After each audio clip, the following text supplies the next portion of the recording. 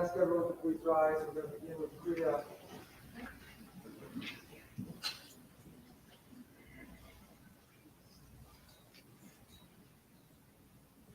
We discussed the Jewish minhag, the custom of saying Kriya, the moment of the loss of someone so irreplaceable. Tear of material, tear of something physical, so insignificant in contrast. The tear of the shirt is the tear of our hearts, torn open in pain. Just like the shirt can never fully mend, when your hearts will heal, will never fully be the same again. So I'll start with prayer, and with the rock and the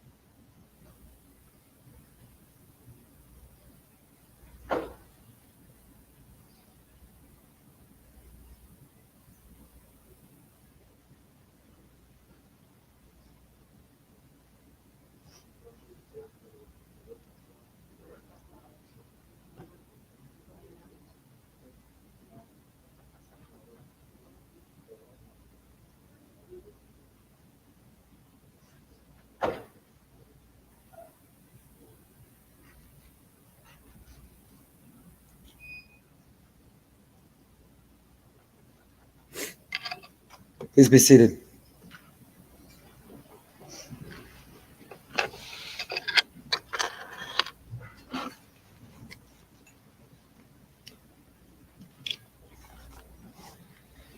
Moments like this, we feel there are no words, and there aren't. So we turn to the words of David HaMelech, of King David. He gives us expression, who helps us find meaning, who enables us to articulate our thoughts and feelings. Begin with Kapitel Aleph, Tehillim, Psalm number 1.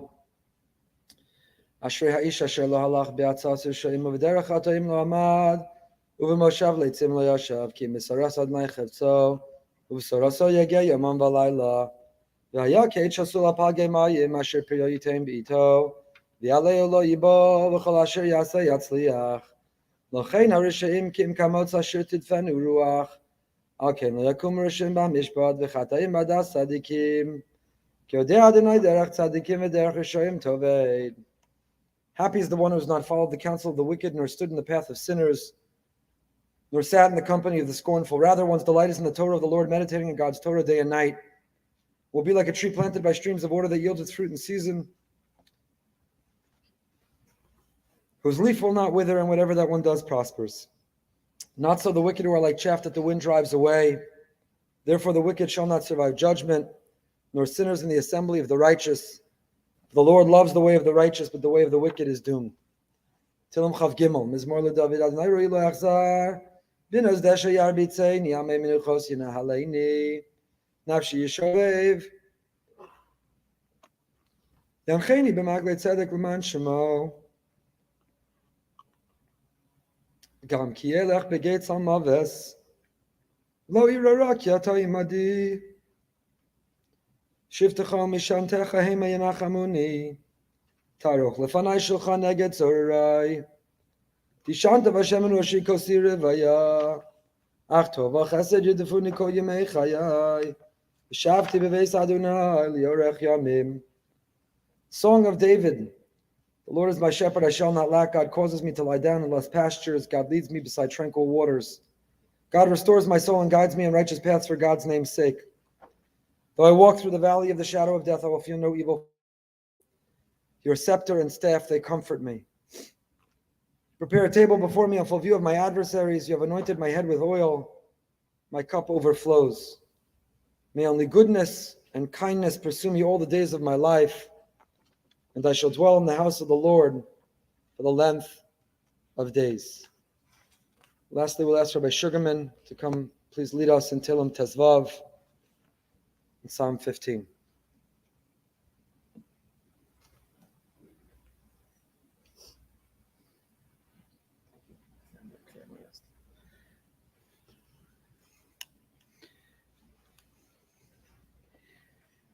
Mismola David, Adonai miyagur ba'olecha, mi yishkan b'har kadshecha, holech tamim ufol tzedek, v'dover emes b'vavo. Lo ragal al lishano, lo asal l're'era, v'cher palo nasa al karavo. Nivze ve'inav nimas v'sirei Adonai yichabed, nishba l'rabba lo yamir kaspa v'lanasan b'neshech, v'shochad al naki lo lakach. Osa eile lo yimot le'olam.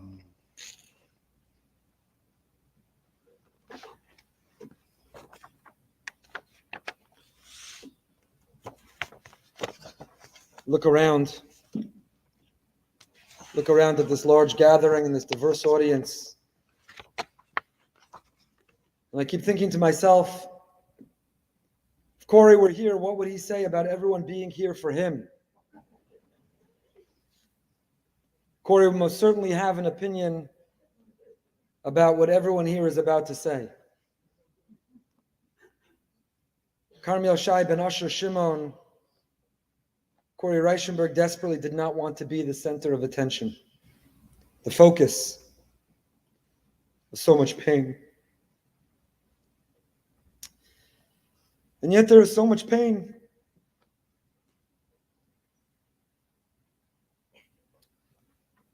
And such sadness in this room and well beyond.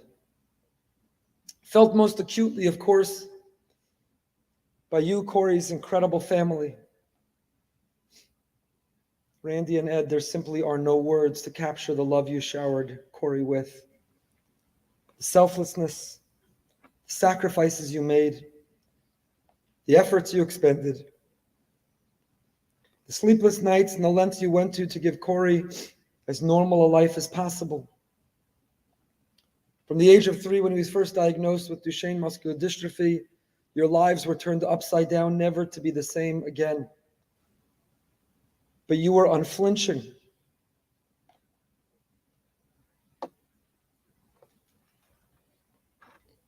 In your devotion and in your dedication. You were Corey's greatest advocates. You fought for him, you protected him, you enriched him, you empowered him, and he knew it.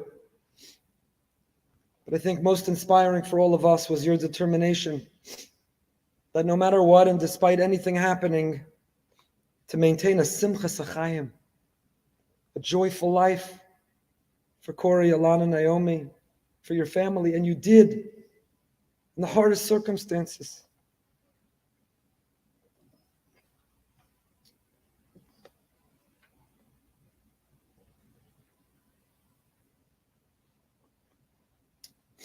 And in the bleakest moments,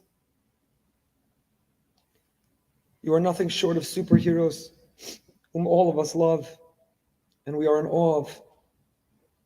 And we can only tell you that we're here with you, wishing you the greatest strength and the greatest comfort in your knowledge that you did everything you could and beyond to shower your children, to shower Corey with love.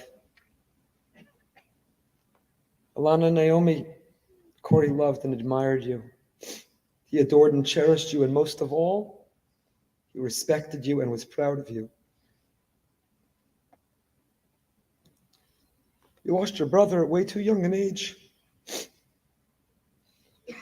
But you will always remember and gain from his resilience and his strength and his inspiration and his light for the rest of your lives. Corey's grandparents, Paul and Debbie Reichenberg, J. Joseph and Lee. It's not the way of the world to lose and to bury a grandson. Corey's aunts and uncles and cousins, to say goodbye to such a cherished member of the family.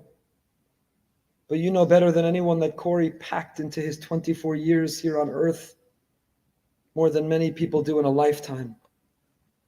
We can only pray that those memories will give you strength and comfort in the years to come.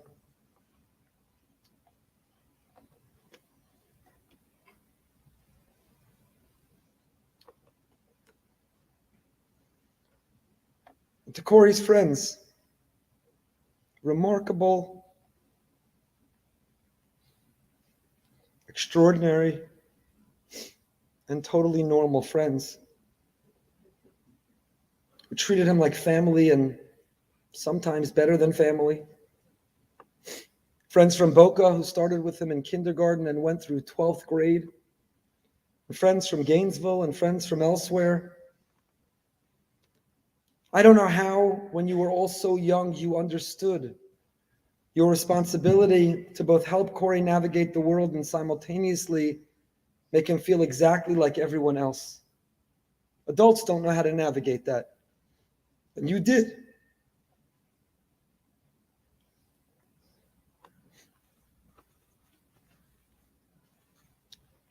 Corey was 12 years old. Came into Rabbi Englander's office one day.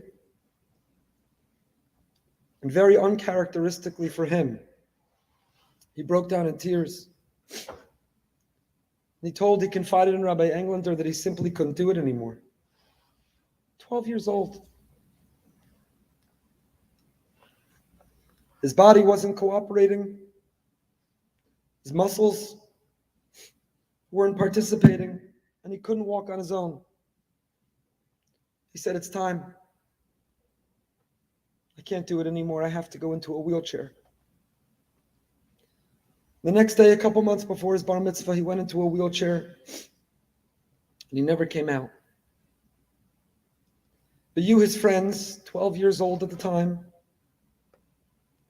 you somehow knew exactly what to do.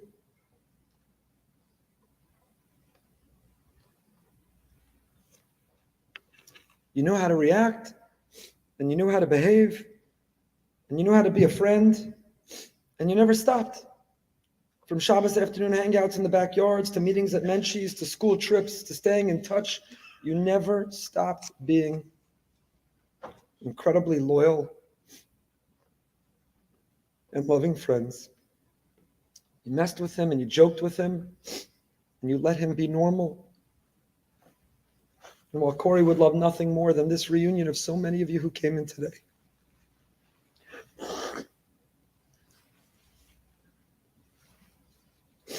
he would never want it to be for this reason. Corey had a tough exterior. If you knew him, you knew he could be sassy and snarky. He was quick, sharp, witty, funny. Told you how he felt or what he was thinking in any moment. And most of that was the real him, but part of that was a coping mechanism. And inside that sometimes cynical shell was a tender heart and a soft and a loving person. And a few years ago, he let it shine through. 2018, on his 20th birthday, Corey posted the following on Facebook. I was looking through his Facebook wall. He wrote, "Being in college it is easy to push away friends who are far away because you don't want to miss them. Despite my honesty and difficult nature, they stick around. They care so much. In fact, they flew all the way from New York for my birthday." So he wrote, "I want to thank my friends at University of Florida from home for making my birthday amazing. I miss them immensely. But I'm grateful for my UF friends for making college feel like home. I don't know what the key for a good life is, but what I do know is all of you bring light and joy to my life." And he finished, "I don't say it enough, but I love and care about you all." Parenthetically, so uncharacteristic that Ed commented on the post, "Who has Corey's phone?"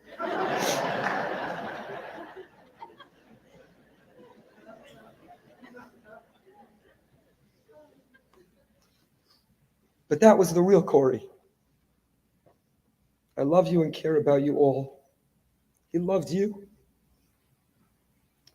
He loved you, his family, and his friends. You made his life. Yesterday we read about the story of the tragic, premature death of Nadav and Avihu that defies understanding, almost literally.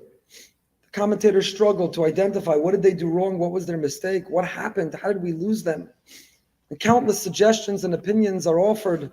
None of them suffice. And ultimately, this episode remains a mystery. until today. And then the parsha quickly pivots and it talks about kashrus, the laws of keeping kosher, what you could eat and what you can't eat. And according to Rashi, the great biblical commentator, the laws of keeping kosher are a chok. They're unexplainable.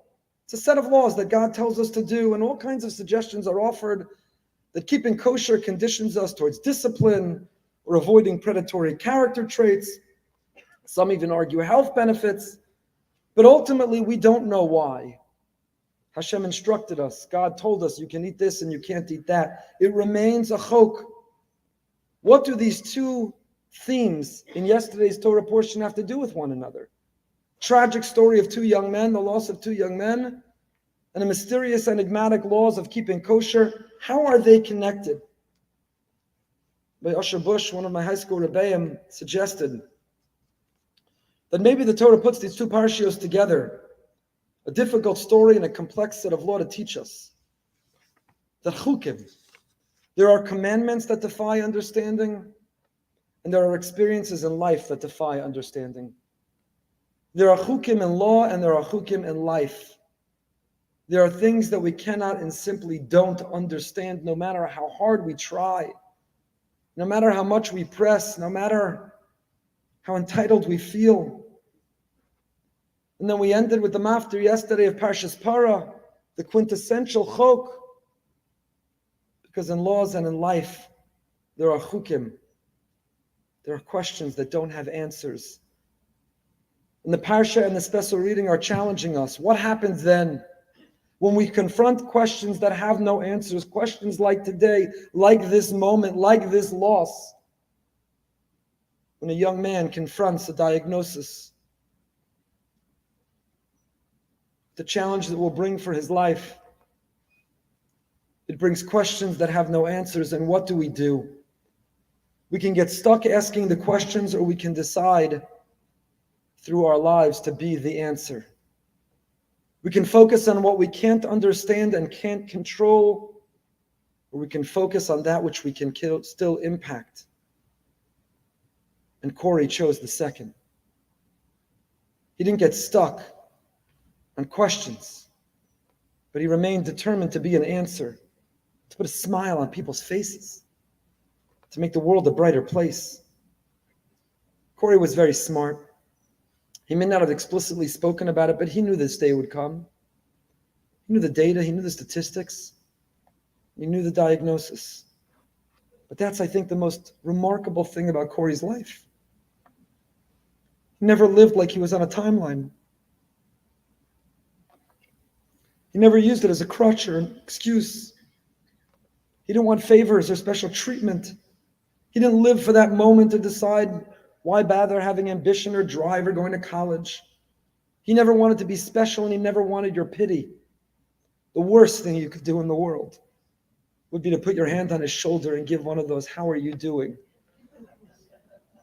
The second worst thing, and trust me, I learned this the hard way, would be if when you saw him, you made a beeline for him to talk to him, and he felt like you passed others by. I learned that I'd say hello to everyone else and almost play hard to get with Corey. And at the end, "Oh, I didn't see you there, Corey. How are you?" Then you had a chance. You had a shot. He always wanted to project that he was good. He was proud. He was fiercely as independent as he could be. Went to college, finished college, just got his diploma. He saw his diploma on the day he left this world. He studied and graduated with a degree in landscape architecture. Why? Because he didn't know how long he would be in this world, but he knew one thing, that when he left, he wanted to leave the world a more beautiful place than he found it. He loved to paint and draw and to watch his favorite movie, X-Men. He faced challenges that would make so many others give up on their dreams, but he didn't. He was determined, and he was brave, and he was courageous, and he was spunky, and he kept everyone smiling. When his heart stopped in January for 17 minutes and he miraculously was brought back to this world, the chance to visit him in Gainesville. And he told me, "Rabbi, I tell my non-Jewish friends that I'm as good as their God. I died and I came back to life." I'm just quoting him. Right? He could turn the most morbid moment into a hilarious joke, an irreverently hilarious joke. He was always self-aware, and he knew when he couldn't push anymore. He went as hard as he could until he needed that wheelchair, and he pushed for years and was pushed around until he knew he needed a motorized one. He went to college and was independent, loved school, and lived life to its fullest, and he made the most of it, but only a short time ago shared with his parents that he was tired and maybe it was time to come home. He knew when he couldn't push anymore. Friday morning, Yocheved mentioned to me that it was the first time in a very long time that she didn't say Corey's name in her refuah shlema list during davening. On the one hand, what a painful and sobering moment. But on the other, she said, just then, just in that moment when she wasn't including his name, she had a vision. A vision of Corey not in a wheelchair and unencumbered, not held back or slowed down, with no pain or health challenges. She saw Corey soaring in Shamayim, free and full of simcha. And while his absence here is unbearable, he's now in a place with no limitations, with no ramps, and with no pain. Corey, Carmiel, Shai, ben Asher, Shimon, you don't need to push yourself anymore. You don't need to live through any more pain. You don't need to feel tired. We can all confidently say today, you have left this world a much more beautiful place because you were in it and because of how you lived it. Carmiel, Shai, ben Asher, Shimon, please be mochel us. Please forgive us if we tapped you on the shoulder or we came straight over to talk to you.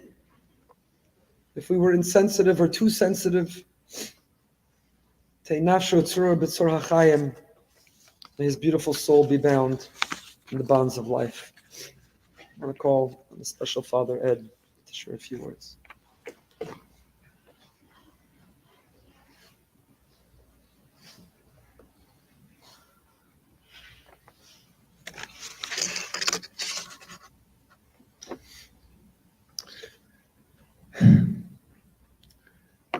I'm in the unenviable position of speaking after Rabbi Goldberg and before my girls, especially Naomi. If I may, I'd like to start at the end. Rabbi and Rebbitzin, we can't thank you enough for being with us throughout this ordeal. Thank you for all that you've done in ways we know and in ways that we will never fully know. You are a blessing in our lives.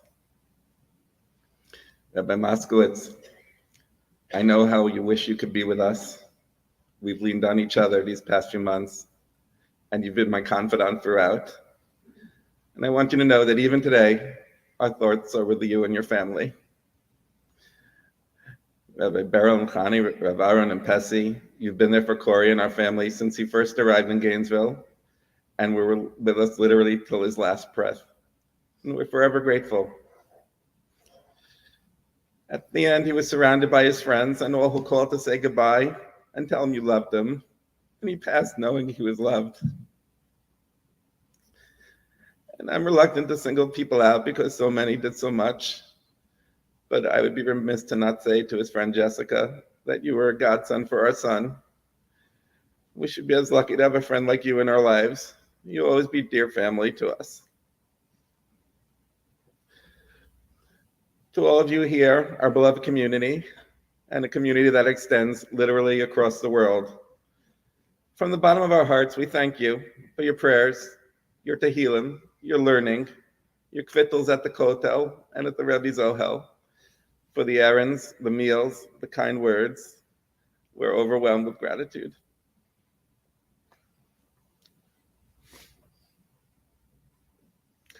Hamakom Yenachem Etchem. The place will comfort you. What are we referring to when we speak of God as Hamakom?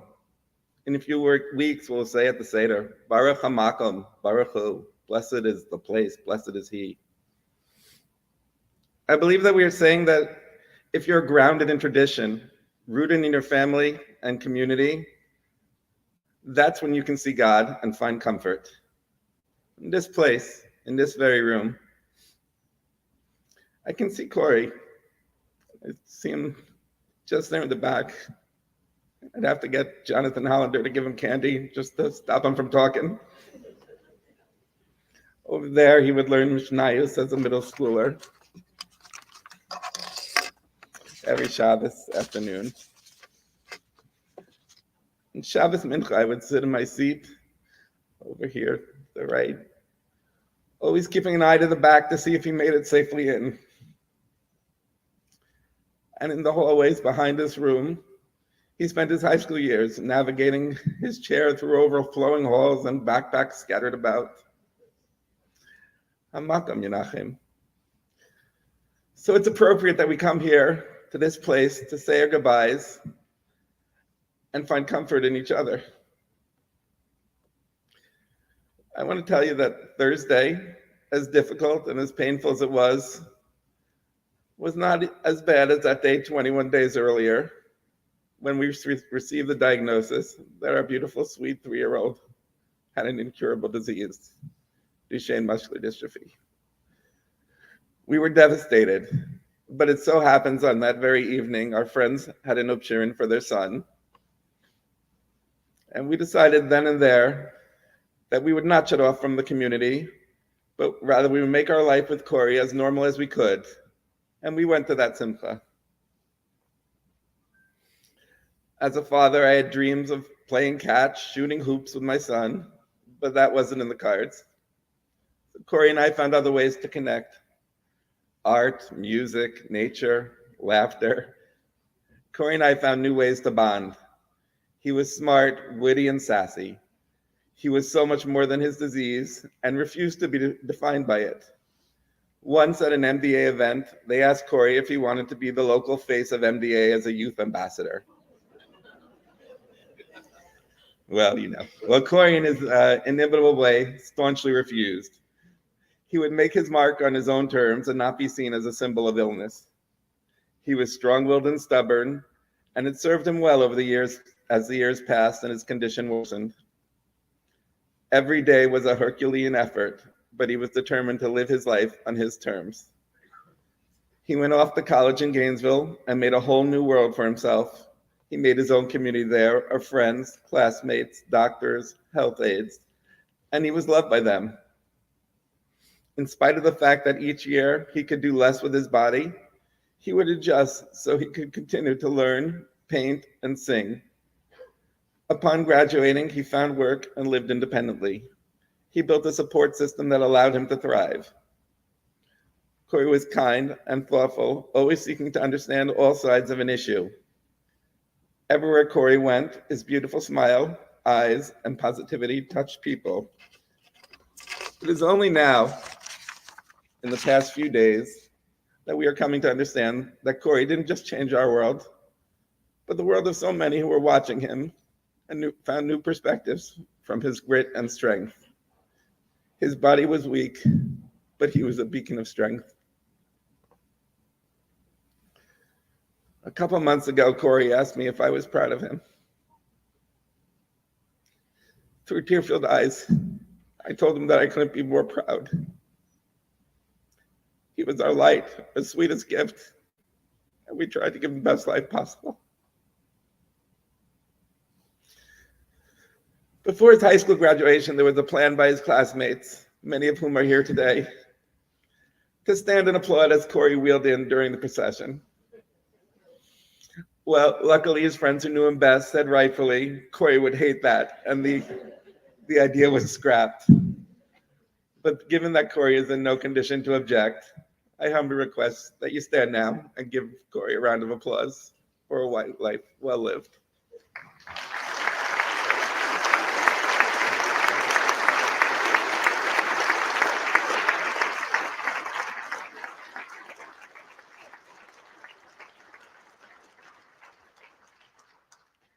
Thank you.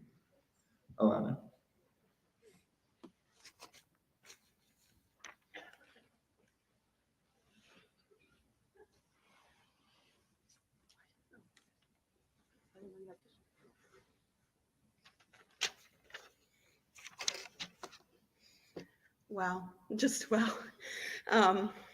When Corey was in high school, for his birthday week, they used to have what they called Corey Appreciation Week. And it was dedicated fully for him, an entire week where they would stand with posters with his face on it saying, Happy Corey Appreciation Week. So I'd like to wish everyone this week a happy Corey Appreciation Week. To start off, I'd like to obviously thank Rabbi Goldberg, Rabbi Moskowitz, and all of our Rebbeim teachers, everyone who has guided us along the way. Me, Corey, and Naomi were so blessed to go through the same schooling system with all of you in this amazing community. It's been the biggest blessing of my life. I'd also like to thank Corey's doctors and nurses who were so amazing and understanding and patient when he asked for every single Gatorade color that could have been possibly there and every single kind of drink. To the two pillars, my parents, your bond with Corey was something that could not be taken for granted at all. Mommy, you were his biggest advocate. You made sure that everything was always taken care of. Made sure he had what he needed, whether it was dealing with lawyers, health insurance, anything. You were the rock of all of everything he needed, and you were his person that he went to for advice, to tell anything in confidentiality. He probably would tell you, and then he'd be like, should I talk to Dad?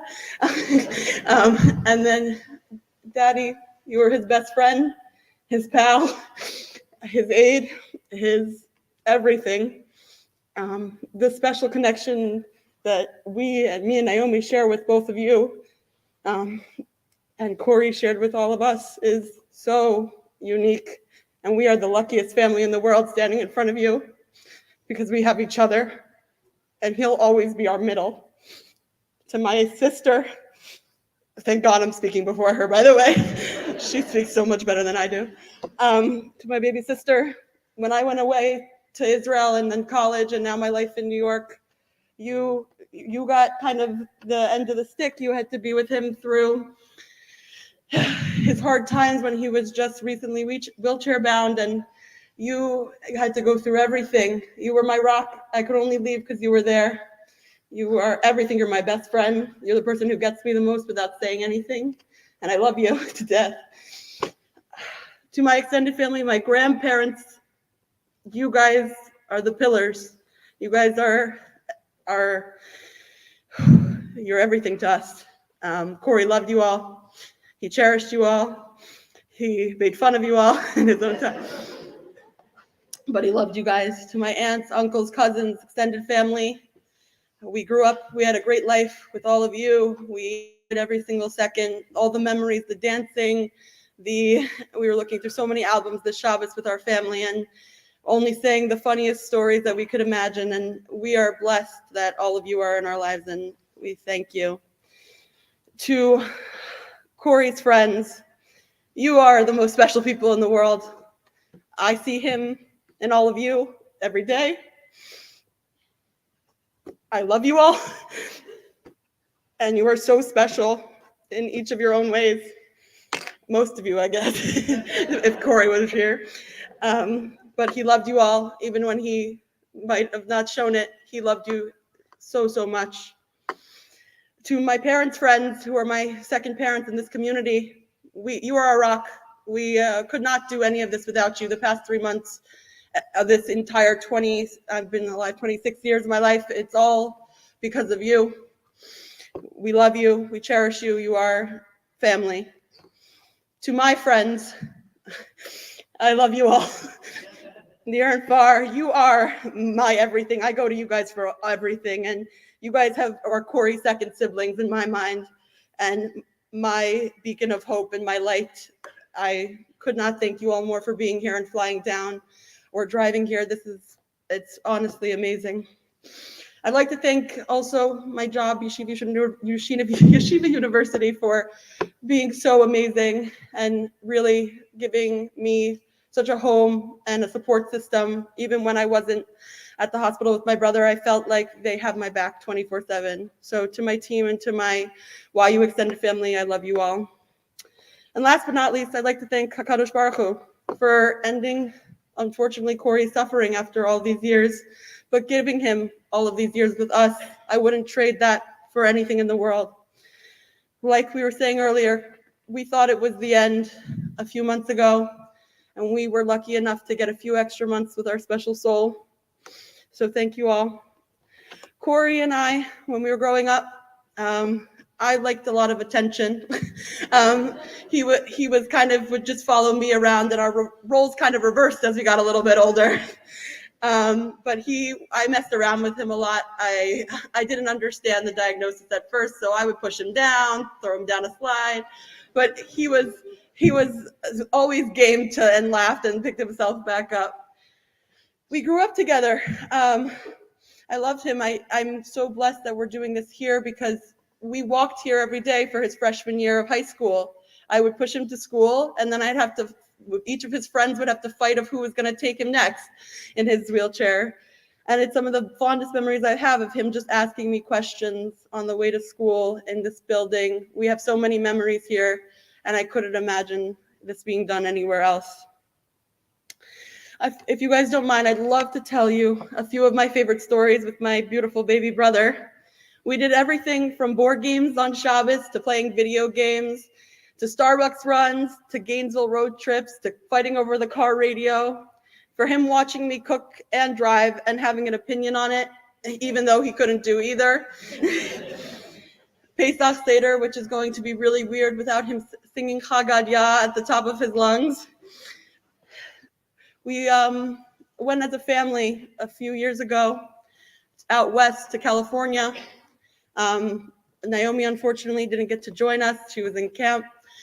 But the four of us went to Arizona and then Las Vegas and then California. And my parents, it was their 25th anniversary. And they wanted to go to a really fancy restaurant without us. And me and Corey, we weren't having that. We said, we're coming, you will go on a date, and so will we. So we went to the winery, which is in California, and we sat there with our parents for the beginning. And then afterwards, the two of us went and sat outside, just the two of us. There was no one else around, and our parents were in the bustling of the inside part of the restaurant. And I even have the picture. It's called Date Night with My Guy. And we just sat there, and we were so proud of ourselves that we could afford it ourselves and that we could send our parents a nice dessert afterwards. But we loved every single second of that date. And I felt like at that moment, there were so many special things that we talked about, that we discussed, anything and everything. And we thank you for letting us come to the restaurant, Mom and Dad. We had a really good time. We were driving home one time from Gainesville. I would pick him up if I would fly in from New York. And we would drive, and he would point out palm trees. He goes, what kind of palm tree do you think that is? I go, what do you mean, Cor? They're all the same. They're all the same palm tree. And that's just how we were. He thought I could know everything, all the questions that he asked and inquired, I knew nothing about. But even so, I just let him play his Beyonce in the background and kept going. Corey and I recently, over COVID, started watching. His new favorite thing was Survivor. And when we found out that the two of us were watching it together, we just started going, what season are you on? Well, what season are you on? Well, are you going to watch this one? And then we kept going back and forth with it, even while he was in the hospital. It's such an appropriate show that's what our show was at the end. My brother, he's a survivor through and through. The whole purpose of the show is to take the people and challenge them and see if they can make it through the end of the 40 days that they're stuck out there through all the turbulent conditions and everything else. That was Corey's life, and he was my survivor. And I'm going to continue loving every single woman. Each thing that we do together will be a memory of him. I was leaving back towards the end when I stayed with my dad in the hospital. I had to leave to go back after he was looking good. He was making a lot of progress. I decided it was time to go back to New York, which was the most difficult decision in my life. And I was crying, and he breaks down to me, and he says, "I'm so sorry." I said, Don't you dare apologize. What are you sorry for?" He's like, "I'm making things really hard on you." I'm like, "Not at all. This is the biggest honor that I could have."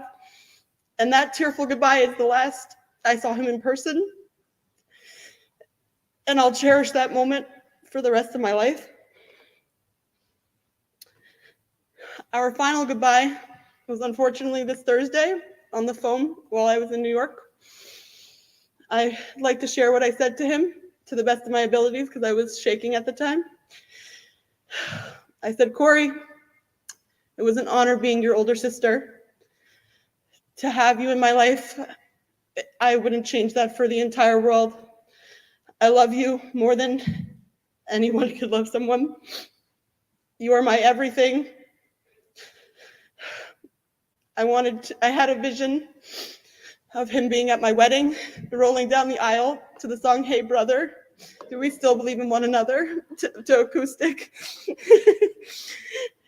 But that was my dream, for him to be at my wedding and see me down the aisle and look to him smiling. Unfortunately, that didn't get to happen, but I know he'll still be there. I said to him, "I love you so much. I'm so happy to be your sister. So blessed." He was my rock. It will always be the three of us in one form or another. Then a few hours later, my dad called me on FaceTime and he said, "Corey wants to see you."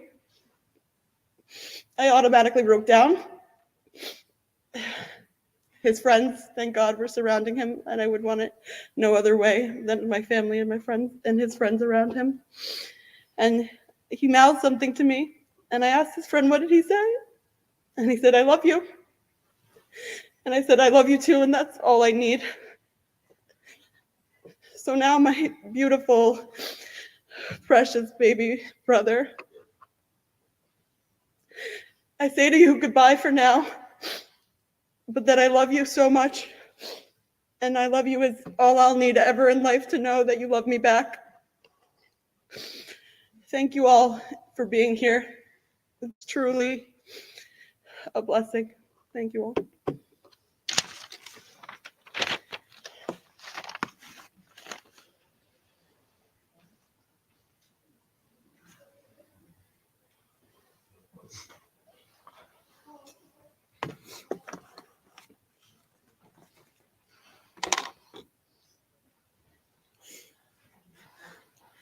First and foremost,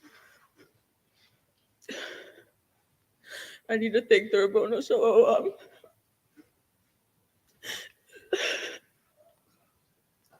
Thank you, Hashem, for the time we were so lucky to have gotten with Corey. Thank you, Hashem. I say this the most genuinely I possibly can.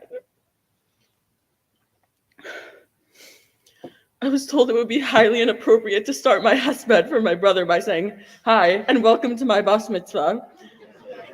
So I compromised by telling you what I was told would be inappropriate.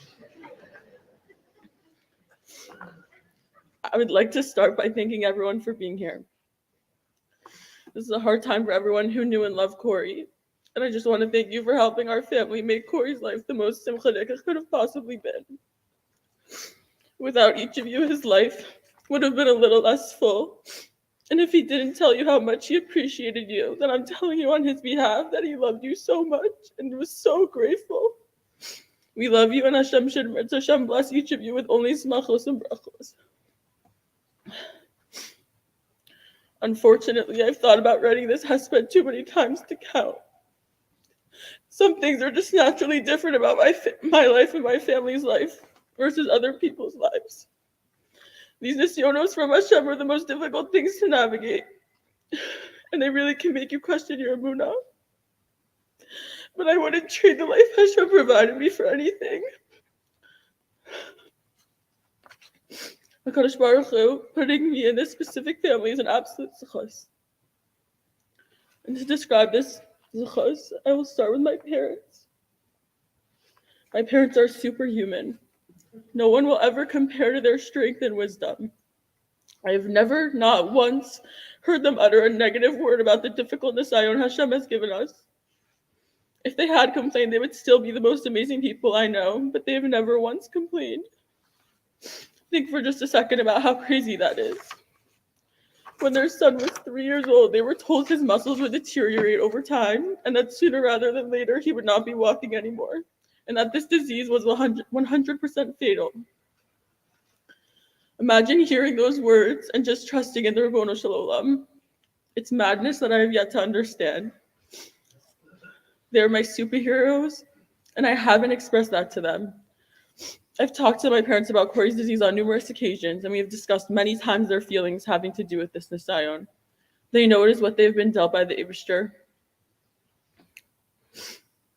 My grandma loves to tell the story of my parents finding out about Corey's diagnosis. My mom called my grandma to break the news, and my grandma responded, "Corey is the luckiest boy in the world." My mom was taken aback and said, "How could you say that?" And she said, "Because he has the best parents in the world." Then my grandma told my parents that she was going to come down to Boca to be with them and comfort them. And my mom said, "No, we're going to take Ilana and Corey to the park." From the beginning, my parents never made Corey feel like he was different, and this became the paradigm of who he was. He never used his disability as an excuse, and he aspired to live the most fulfilled life possible. And that's something no parents could have done a better job of providing. The best story, in my opinion, to describe my parents' unwavering strength goes as follows. We were at a conference for muscular dystrophy in Baltimore, Maryland, and it was the final night of the conference. I was only about 8 years old, and the founder of Parent Project, Pat Furlong, was speaking. Pat had 2 boys who had passed away from Duchenne, which is why she started the organization. She was speaking about her boys, and she mentioned their deaths. Naive little Naomi turned to her parents in disbelief. "Corey's gonna die?" I uttered those words with the utmost shock.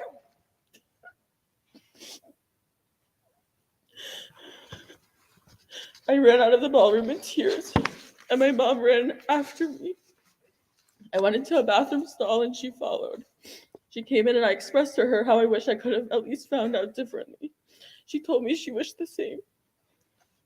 She then went on to say, "Naomi, I know this is hard and you're sad because he's your brother and you love him, but we can't be sad all the time." She said, "You're going to wipe your tears and you're going to go back out there and we're going to give Corey the best life possible and the happiest life possible in the time he has, because otherwise it's not worth it. Otherwise life wouldn't be worth living. If we aren't giving him and everyone around us a fulfilled life, there's no point in this nisayon." From that moment forward, I was determined to bring happiness to everyone around me, all because of my mom's inhuman strength. I was then able to realize what I love doing most, making others happy. Their strength specifically over these last few months has been unwavering. Even when trying to navigate the most difficult and painful experience of their lives, they managed to be there for Corey at every step and went along with every bump in the road till the very end. As my father sang Hamalach Hagavah to his baby boy for the last time on Thursday night, it only reaffirmed to me how strong my parents really are. When I hugged my dad after Hashem took Corey back, I told him Hashem only gave him this challenge because he knew he could handle it. He told me Hashem was wrong, and we laughed together, but I know with the utmost confidence that I'm right.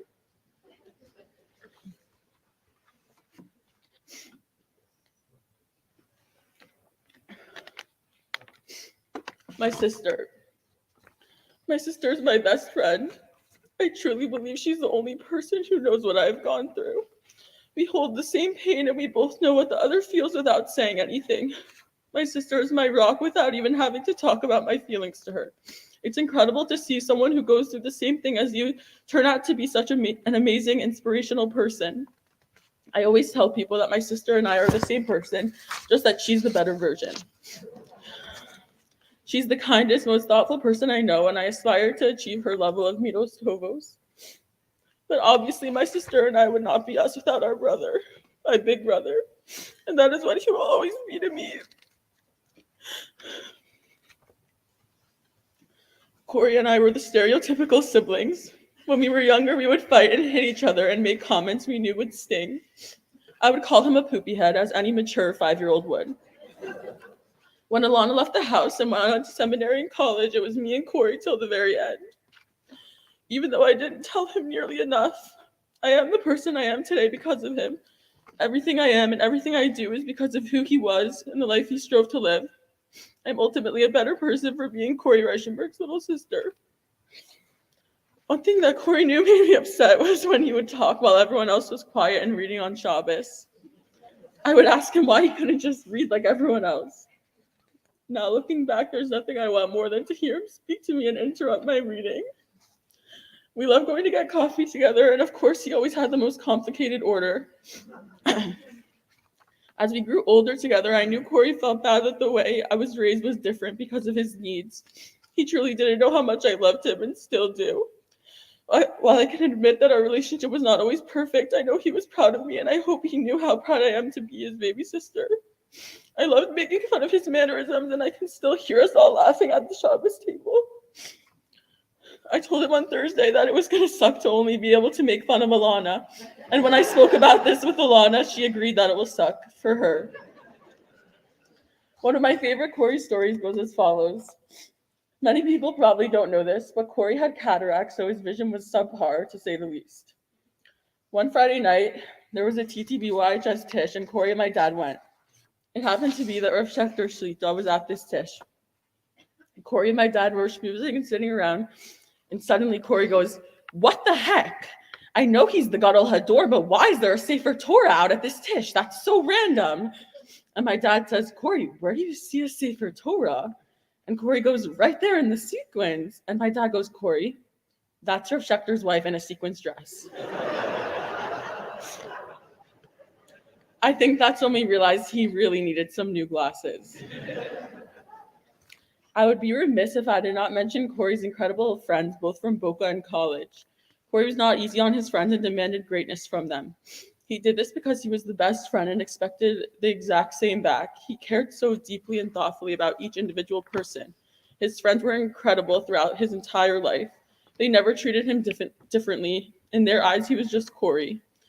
I specifically need to mention his friends in Gainesville who sat with my dad until my mom and I got to the hospital. In the final moments of Corey's life, his friends stuck around and were such a comfort to our family. For that, we are forever indebted and grateful.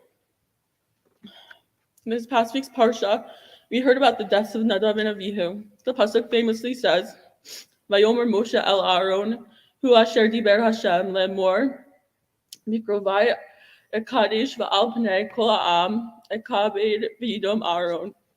And Moshe said to Aaron, "This is what Hashem meant by saying, through those near to me, I show myself holy and gain glory before all people." And Aaron went silent.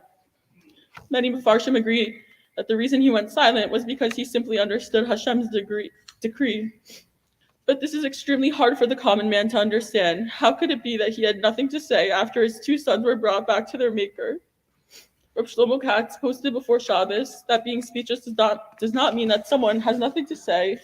Rather, there was too much to say, but not enough words to accurately depict how he was feeling in that moment. Vayidom Aaron was speechless, not silent. And so too are we speechless. Corey, while we are speechless and don't have the words to describe the pain we feel and how much we will miss you and your witty humor, Hashem needed you back. We are comforted in knowing that you are free now and that your neshama will no longer be held back by your guf. I'm going to miss playing games with you on Shabbos, our deep philosophical talks, and especially making you laugh.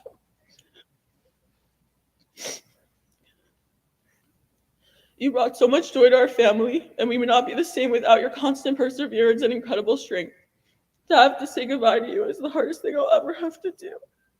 You will live on through mom and dad, me and Ilana, all of our extended family and friends, and Amir Tashem, Leah and Hara, me and Ilana's future children. I hope to see pieces of you in them, and I will make sure they know how cool, fun, and loving their Uncle Corey was. It's deeply painful to think that you will not be at my wedding and that my future husband and children won't have the honor to meet you. I told you this already, but I'll continue to repeat that you were the best brother I could have ever asked for, and I would not have had it any other way. It was an incredible zechus to be your sister. Thank you for everything you taught me and everything you will continue to teach me. I hope there are plenty of sycamore trees next to the Kisei HaKavod. I love you to no end. Hashem nosen v'Hashem lakach yehi shem Hashem.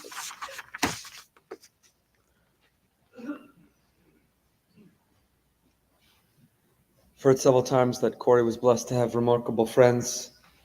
To close, we'll hear from 3 of those friends, beginning with Daniel Feldan.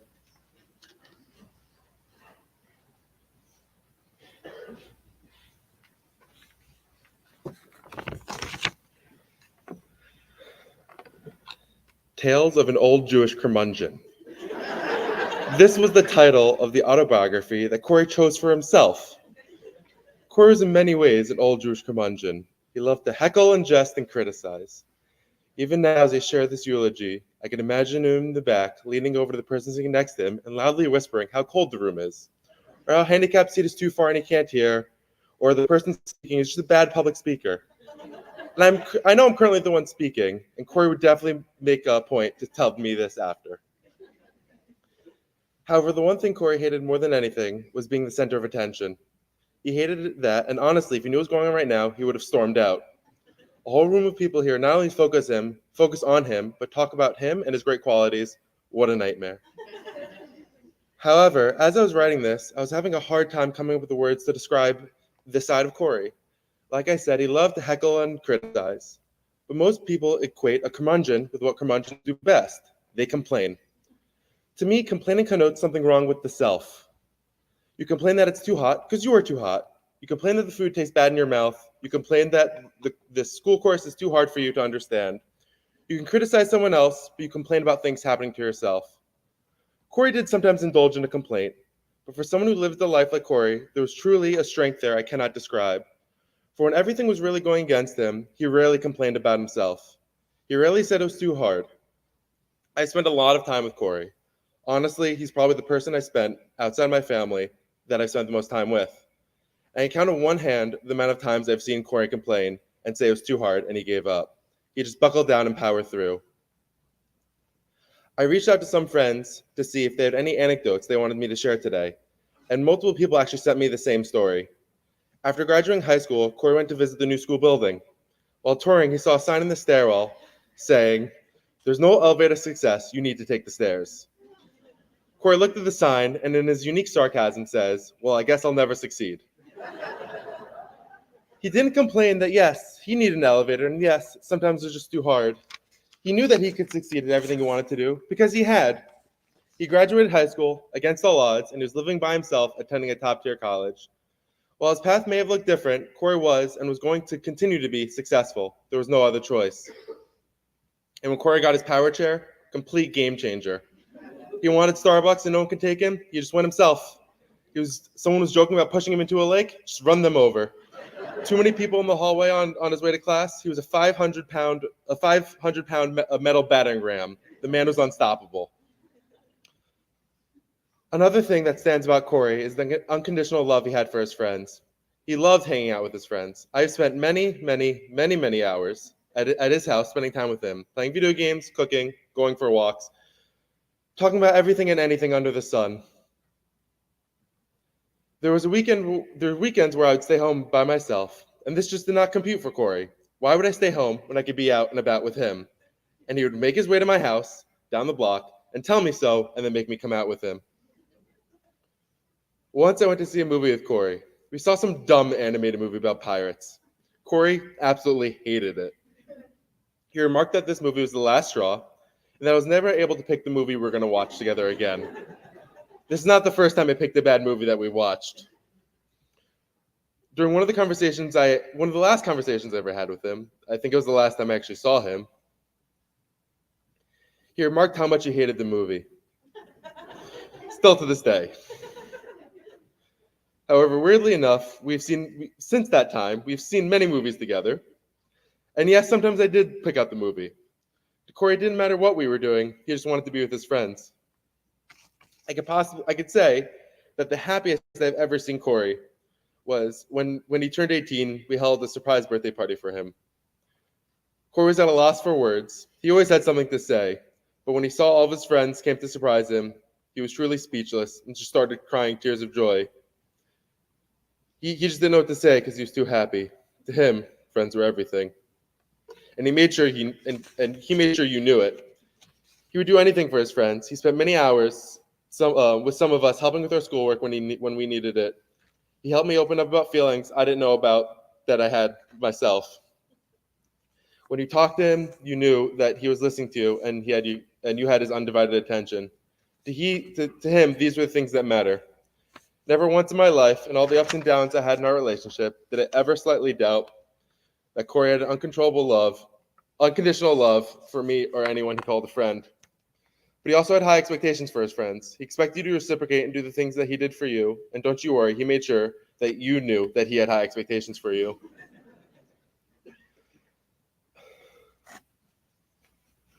These were just some of the many facets that made up the complex curmudgeon that Corey was. I still haven't discussed his love for art or music, his taste for exotic foods, and his strange desire to move to Tampa. He's not a simple person to describe. One of my friends who Corey didn't know from New York once remarked to me that they really need to meet Corey. He obviously had made such an impact on me as a person, and every story I tell can't do the real justice of who he truly was. For those who knew Corey, this eulogy probably made perfect sense, and for those who didn't, I'm sorry, but I can't really fully explain him. I would not be the same person I am today without him, and he's truly touched my essence in the only way he can manage, and I'll truly miss him.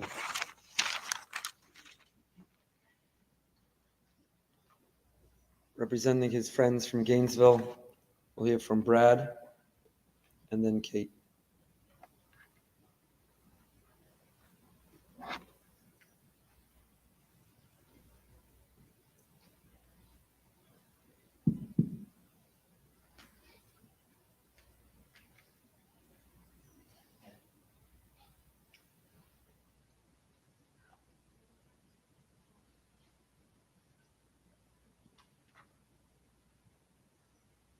So I first met Corey when I moved to UF to start my freshman year. We turned out to be roommates, actually. So we lived together for 4.5 years while he pursued his degree at UF.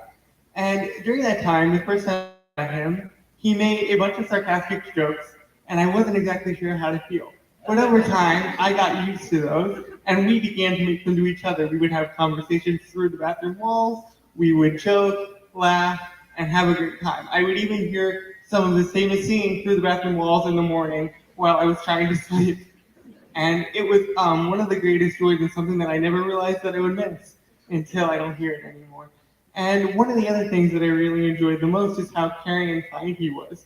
While he would always be funny and make sarcastic and funny remarks that no one else ever could, he also truly cared for his friends, and he made the time to really get to know each and every one of us.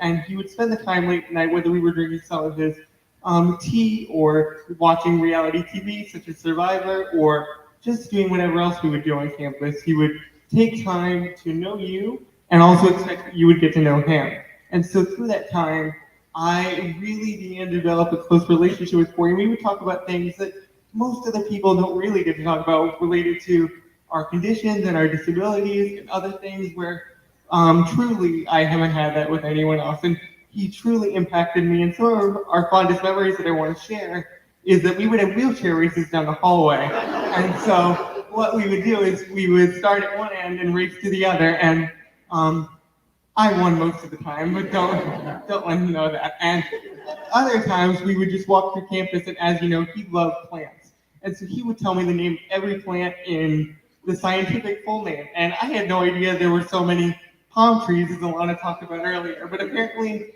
there are many, many different kinds. And lastly, we had a bunch of karaoke nights because he loved to sing. And he would always plan his set list beforehand, where he would have a performance for you, and every time it was truly something special. And the way he would show that he cared about you was that he would really show through his actions. He might not say it a lot, but he would always be there when you needed him. He would get you things if you needed it, and sometimes late night on a Friday night, he would just send you a text to let you know that he was thinking about doing something with you or hanging out the next day. And me and my other friends in Gainesville always talked about how Corey's confidence and his ability to live life to the fullest, regardless of what he was dealing with that day, was truly, truly incredible.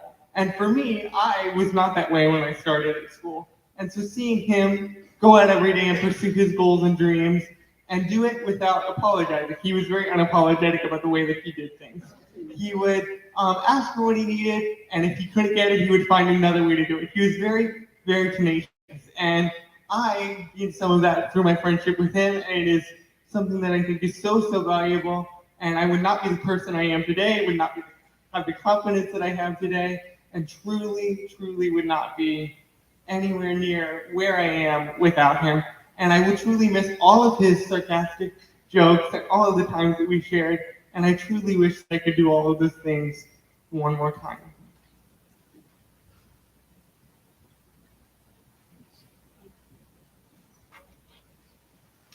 Lastly, we'll hear from his friend Kate.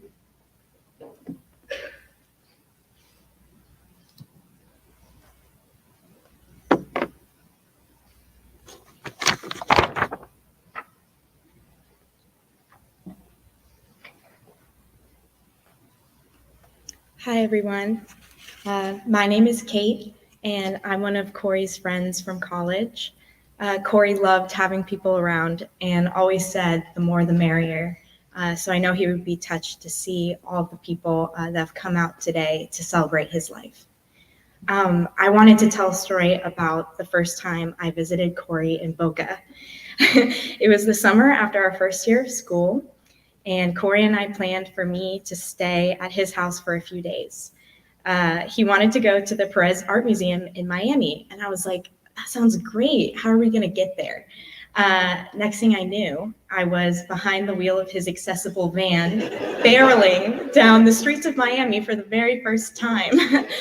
I specifically remember panicking and on the highway, and I was kind of white knuckling the steering wheel, and my phone that had the GPS on it fell between the cracks of the seat. And meanwhile, Corey was still in the back seat in the middle of us telling me a story. And I was like, listen, Corey, we got to focus. You know, where's my phone? We need the GPS. And he's like, don't worry about it. We'll figure it out. And I was like, listen, dude, you are way more calm than we need to be in this situation. But honestly, that was such a classic Corey response, because he was always down for an adventure if it meant that he was spending time with people that he loved. And we went on to have a great day in Miami doing some of his favorite and my favorite things, which was getting bagels and decaf coffee and looking at art.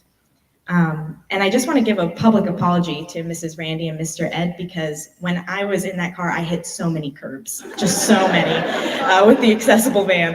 And as we heard metal scraping the concrete curb, Corey said, hey, don't worry about it. I'm just glad that we're here together. And it's very hard losing a friend so soon, but what would have been worse is never knowing Corey at all. And I look forward to seeing him again each time I'm reminded of him when I drink a cup of decaf tea or coffee, or I hear his favorite basic white girl music on the radio, or when I hit curb with my car. We all love you, Corey, and we miss you. And I want to take the chance to say what you told me years ago, which is, don't worry about it. We're just so glad that we got to be here together with you, Corey. Thank you so much.